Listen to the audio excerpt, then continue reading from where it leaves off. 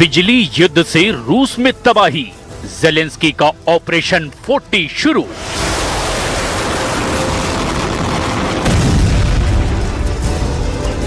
लगता है 1584 दिन का युद्ध रूस पर बहुत भारी पड़ने लगा है।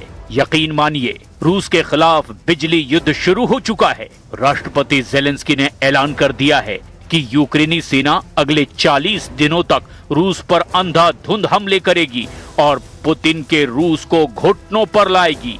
खबर तो यहाँ तक है कि पुतिन के चुनिंदा अड्डों पर ही यूक्रेन ने लंबी दूरी की मिसाइलों और ड्रोन से हमले करने शुरू कर दिए हैं। यूक्रेन की सुरक्षा एजेंसी यानी एसबीयू ने 660 ड्रोन से हमले रूस पर कर दिए हैं। इसकी पूरी डिटेल भी हम आपको बताएंगे। साथ ही हम आपको बताएंगे कि रूस ने कैसे बेलारूस की जमीन से यूक्रेन और नेटो देशों पर जबरदस्त पलटवार की तैयारी कर ली है। एक खबर ये भी आ रही है कि रूस के खिलाफ नेटो और राष्ट्रपति ट्रंप ने डबल मोर्चा खोल दिया है, जिसको लेकर गदर मचा हुआ है। दावा ये किया जा रहा है कि रूस की तेल सप्लाई, हथियारों की सप्लाई और रसद को पूरी तरह से तबाह करने के लिए रूस के खिलाफ 40 दिन का ऐसा बिजली युद्ध शुरू हो चुका है जो वाकई रूस के लिए किसी कयामत से कम नहीं है। लेकिन वहीं दूसरी तरफ रूस ने भी कह दिया है कि मॉस्को ने भी कच्ची गोली नहीं खेली है। अगर 40 दिन तक रूस के ऊपर बिजली युद्ध होगा तो ये निश्चित है कि ये एक विनाशक युद्ध साबित होगा।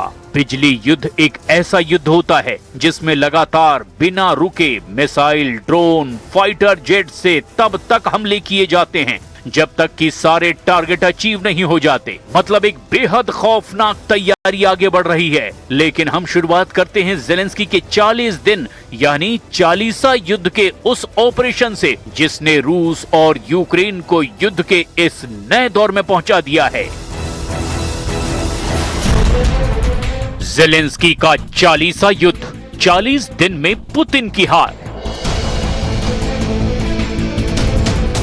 राष्ट्रपति ज़ेलेंस्की का कॉन्फिडेंस इस वक्त 7वें आसमान को छू रहा है। 24 घंटे में ज़ेलेंस्की ने अपने कमांडरों के साथ मीटिंग में दो टूक कह दिया है कि हमें हर हाल में रूस की पूरी सैन्य ताकत को 40 दिन में बुरी तरह से तबाह करना है। यूक्रेनी सेना को पूरा यकीन है कि पिछले 21 दिनों में जिस तरह से रूस की राजधानी मॉस्को समेत दर्जन भर शहरों पर यूक्रेनी हमले हुए हैं, उससे राष्ट्रपति पुतिन और उनकी रूसी सेना बुरी तरह से बौखला गई है। रिपोर्ट्स का दावा है कि यूक्रेन के ताजा हमलों की वजह से रूस के कब्जे वाले क्राइमिया में रूसी सेना बुरी तरह से लड़खड़ा रही है और यही वजह है कि अब ज़ेलेंस्की रूस के खिलाफ 40 दिन का ऐसा युद्ध करना चाहते हैं ताकि रूस हमला करने की बजाय अपना बचाव करने के लिए मजबूर हो जाए। देखिए कैसे रूस के खिलाफ 40 दिन के बिजली युद्ध का पहला राउंड शुरू हो चुका है। रॉयटर्स के दावों के मुताबिक राष्ट्रपति ज़ेलेंस्की ने 25 जून को यूक्रेन की सुरक्षा एजेंसी यानी एसबीयू को 40 दिनों तक रूस पर दबाव बढ़ाने वाला अभियान मंजूर कर लिया। इसका मकसद दरअसल रूस की मिलिट्री ऑपरेशन की पावर को पूरी तरह से कमजोर करना है, खास तौर से रूस के ऊर्जा केंद्र, ईंधन और सैन्य लॉजिस्टिक पर भीषण हमले। 40 दिन के बिजली युद्ध में यूक्रेन पश्चिमी देशों से मिले हथियारों और अपने खुद के घरेलू अपग्रेडेड हथियारों का इस्तेमाल कर रहा है। अब तक सामने आई जानकारी के मुताबिक यूक्रेन की रणनीति के मुख्य लक्ष्य बेहद बड़े हैं। यूक्रेन रूस की तेल रिफाइनरियों और ईंधन भंडारण केंद्रों को पूरी तरह से तबाह करना चाहता है। बिजली सबस्टेशन और ऊर्जा वितरण नेटवर्क जहां इन पर हमला सैन्य आपूर्ति को प्रभावित कर सकता है, अब वहां भी हमले होने लगे हैं। रूस के सैन्य एयरबेस, ड्रोन लॉन्च साइट और मिसाइल भंडार पर हमले तय हो चुके हैं। रेलवे जंक्शन और सैन्य रसद यानी लॉजिस्टिक को पूरी तरह से चोक करना है। कब्जे वाले क्रीमिया और दक्षिणी यूक्रेन में रूसी सैन्य ठिकानों पर जबरदस्त पलटवार किया जा रहा है। अब वो बेहद खास जगहों के बारे में भी जान लीजिए जहां जहां यूक्रेन जबरदस्त निशाना साध रहा है।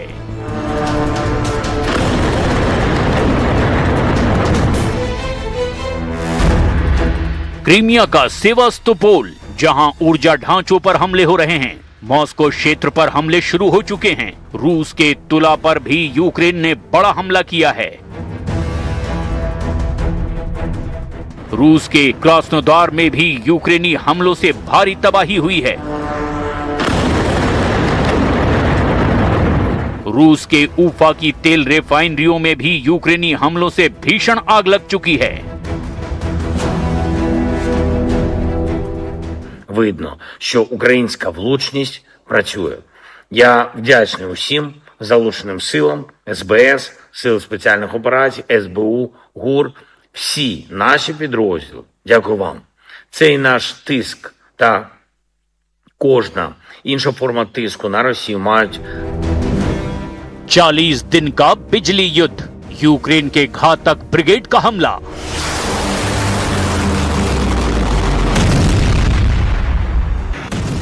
FP1 ड्रोन, यूक्रेन 46 लाख के ड्रोन से रूस के अरबों डॉलर की रिफाइनरी को उड़ा रहा है। क्रॉसबो मिसाइल, ब्रिटिश निर्मित ये 4 करोड़ 40 लाख की मिसाइल रूस पर बहुत भारी पड़ रही है। रूस का एयर डिफेंस मिसाइल सिस्टम जैसे S-400 को यूक्रेनी मिसाइलों को रोकने के लिए अपनी 25 करोड़ से 40 करोड़ लागत की मिसाइलें खर्च करनी पड़ रही है। अगर 40 दिन तक ज़ेलेंस्की इसी तरह से हमला करते रहे तो फिर रूस की इंटरसेप्टर मिसाइल और एयर डिफेंस सिस्टम पूरी तरह से खत्म होने की कगार पर पहुंच जाएंगे। यूक्रेन रात के अंधेरे में रूस के सैन्य ठिकानों और शहरों की तरफ 46 लाख वाले दर्जनों FP1 ड्रोन का झुंड एक साथ रवाना कर देता है। रूस की मजबूरी ये है कि वो इन ड्रोनों को अपनी धरती पर गिरने नहीं दे सकता। इन्हें हवा में ही नष्ट करने के लिए रूस को अपने एयर डिफेंस सिस्टम से मिसाइलें दागनी पड़ती है, जिनकी खुद की कीमत 25 करोड़ रुपए से 40 करोड़ रुपए प्रति मिसाइल होती है। यानी यूक्रेन के महज 46 लाख के नुकसान के बदले रूस का 30 से 40 करोड़ का गोला बारूद खर्च हो जाता है। जब ताबड़तोड़ ड्रोनों को मार गिराने के चक्कर में रूस की एयर डिफेंस प्रणालियां अपनी मिसाइलें खत्म कर बैठती हैं और उन्हें दोबारा रीलोड करने में समय लगता है, तो यूक्रेन ठीक उसी विंडो का फायदा उठाता है और पीछे से यूक्रेन अपनी भारी और विनाशकारी मिसाइलें जैसे FP5 फ्लेमिंगो या स्टॉर्म शैडो दाग देता है। ये मिसाइलें सीधे जाकर रूस के अरबों रुपयों के पावर ग्रिडों और तेल रिफाइनरियों को निशाना बनाते हैं, जिससे पल भर के भीतर पूरा का पूरा रूसी प्रांत ब्लैक आउट यानी कि अंधेरे में डूब जाता है। Long range suicide drone, Ukraine अपने खुद के विकसित किए गए कई प्रकार के घातक ड्रोनों का बड़े पैमाने पर इस्तेमाल कर रहा है। रूस का दावा है कि यूक्रेन एक एक रात में 600 से भी ज्यादा ड्रोन दाग रहा है। स्टॉर्म शैडो और स्कैल्प मिसाइलें, ब्रिटेन और फ्रांस के द्वारा दी गई ये क्रूज मिसाइलें रूस के कमांड सेंटरों और हथियारों के गोदामों को सटीक निशाना बना रही है। ATACMS बैलिस्टिक मिसाइलें, अमेरिका के द्वारा दी गई इन मिसाइलों का इस्तेमाल खास तौर से क्रीमिया में रूसी एयर डिफेंस सिस्टम जैसे S-400 और सैन्य हवाई अड्डों को तबाह करने के लिए किया जा रहा है। नेवल ड्रोन से रूस पर हमले, काला सागर में रूसी युद्धपोतों और रसद पहुंचाने वाले समुद्री जहाजों को रोकने के लिए यूक्रेन रिमोट कंट्रोल वाले विस्फोटक बोट्स का इस्तेमाल कर रहा है। वास्तव में रूस के लिए किलर ड्रोन साबित हो रहे हैं ये।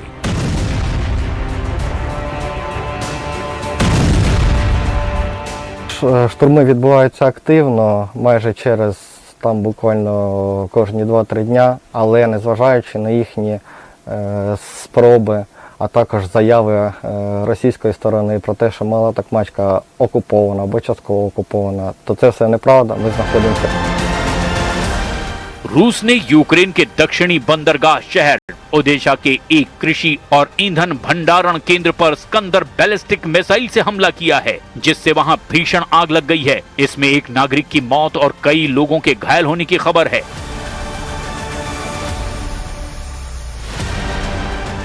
रूस ने ओदेशा के तटीय इलाकों और पोर्ट इंफ्रास्ट्रक्चर को भी निशाना बनाने के लिए स्कंदर बैलिस्टिक मिसाइलों और भारी मात्रा में शाहिद सुसाइड ड्रोनों का इस्तेमाल किया। 24 घंटे में 246 सैन्य झड़पें, यूक्रेनी जनरल स्टाफ की रिपोर्ट के मुताबिक फ्रंट लाइन पर पिछले 24 घंटे में रिकॉर्ड 246 भीषण जमीनी झड़पें हुई है। रूस ने करीब 84 हवाई हमले किए और 275 गाइडेड बम गिराए हैं। अब ऐसे हालात में अगर रूस यूक्रेन को रोकने के लिए बेलारूस की तरफ से हमला करता है तो यकीन मानिए फिर विश्व युद्ध को कोई नहीं रोक पाएगा।